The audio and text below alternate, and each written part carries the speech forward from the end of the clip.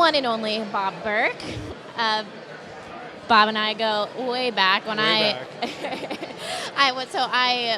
before I got into the food industry I've been at NOSH for about a year and a half now. I had no background in food and extensive background in journalism. The first thing I went to was your seminar, and that was a crash course that I still have my notes from. That's just like the abbreviations and everything. So Bob, the industry has grown and evolved so much throughout your entire career here in it. What are just some of the biggest changes in your opinion to start off with a light question? Yeah, that's an easy one, right? So, I think the biggest overarching thing is just the way that the market has come to where the natural products industry was 30 years ago. So the interest in where our food comes from, how it's grown, how people are treated, how animals are treated, the environment, was a sensibility that might have come out of the 50s and 60s and 70s. Mm-hmm. And here it is, 2018, and I think the market is meeting where the consumers are, and everything that's happening in terms of big food, retail, and all that shows vindication, right? That this was the right way all along. Now, why do you think there was kind of that gap and that slow evolution to get where natural was into mainstream and into conventional? Well, part of it is the reality of building out a supply chain. Part of it is lots of capital available to help companies grow, lots of innovation. And I think when the big CPGs did come in, they brought a lot in the way of marketing prowess as well as consumer insights and innovation to make the products taste better and perform better, which increased adoption among consumers. Absolutely. Throughout your career, we talked about just how it's evolved. What has remained both in natural and conventional throughout this time? Is there any tried and true points that we've seen go across food? Well, there's always been the need for convenience, right? True. When I started consulting over 20 years ago, I would have said there's not a more oversaturated, overskewed, mature category than bars. And along came Kind Bar, RX Bar, Lara Bar, Think Thin, on and on and on and on, because of the fundamental need of something convenient, handheld, portable, better than a Snickers bar is an example of a long-term trend or need. Now, in these categories, even the ones that seem super oversaturated and have seemed like that for a while, how has taste evolved within them? Well, the taste keeps getting better. Going back to Seth's talk this morning about Beyond Meat. Mm-hmm. I've worked with a number of meatless companies. Some have good tasting products, some don't. I think the general perception was not that good. Yep. Right? And so taste has always been paramount for food and beverage products. So there is the need, you want to have good, healthy ingredients, mm-hmm. good, healthy features and benefits. But if it's not going to taste good, it's not going to scale, it's not going to become big and be widely adopted. Absolutely. Now you have your, 8th edition of your Natural Products Field Manual. Oh, so nice of you to bring that up. I'm trying. So tell me a little bit about what people can expect out of this new edition. Well, to begin with, what it is, it's a whole package of stuff. Okay. So my friend Rick McKelvey and I first did this back in 2002, mm-hmm. and we call it the Natural Products Field Manual, and it's a bundle of 4 volumes, 44 chapters of content. We have over 60 outside contributors, industry experts, CEOs, specialists, and others who wrote editorial, essays, commentary.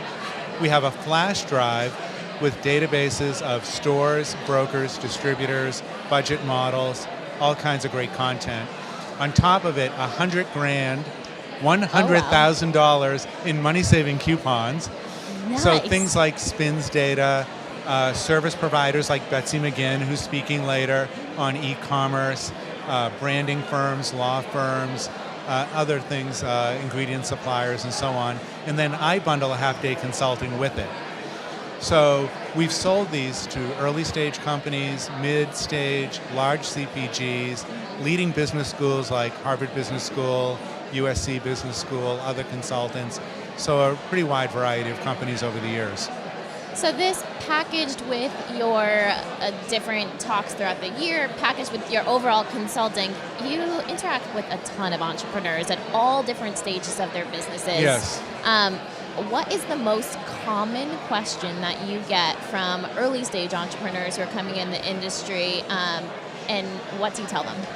Well, I don't know if I can pin it down to one single question, but a lot of times it's like, how do I get started? Do I start with a broker? Do I start with a distributor? Do I go straight to retail?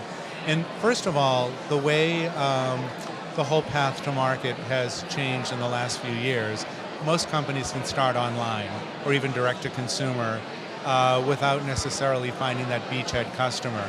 And while people have gone in every sequence possible, often starting with a broker that gets you access to a retailer that then leverages you into a distributor is a common way to go.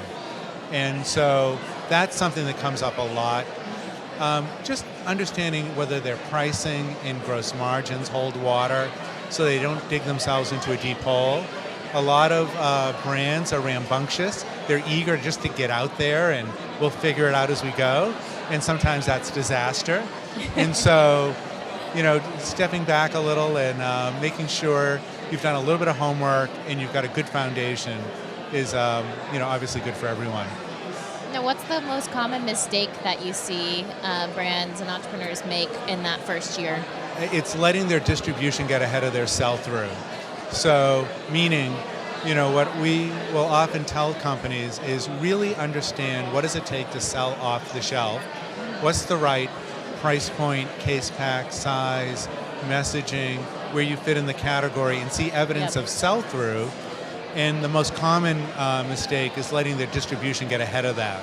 Because the worst thing is finding yourself in 5,000 stores and you're languishing. And you have to try to undo, is it the case pack, size, price, flavoring, sweetener, whatever, and that can be disaster. True, and just the fact of, can you fulfill all those orders? Yes. There is a skill in saying no. Yes, absolutely. So we are running out of time here, but I do want to see, like I said, you are thought of as one of the kings within the natural food industry, and... Overrated, unemployed. Oh, stop. And so I wanted to answer your earlier question in 5 seconds, and that is, what's new about the new edition is we've dramatically expanded it to evolve like the industry is evolving, with e-com, with chain drug, with going deep in New York, with direct-to-consumer, as well as updated all the dated information. The chapter on Whole Foods was thrown out the window and started with a clean sheet of paper. The same day we had to get writing. Right. So all updated. Awesome. Okay, in 10 seconds, you have $1 million right now to invest in any category. Which one do you choose? Oh gosh. I would say collagen. Okay. And protein. And they're somewhat related. Yep, completely. But collagen's a go-to as vital proteins, as shown in terms of raising a lot of money. So. And right behind that, adaptogens. Yep, so true. And that's it. We are Good. out of time. Thank you. But thank you so much, Bob, for coming over. It's always a pleasure chatting. Appreciate and it. I will see you after. Thank you.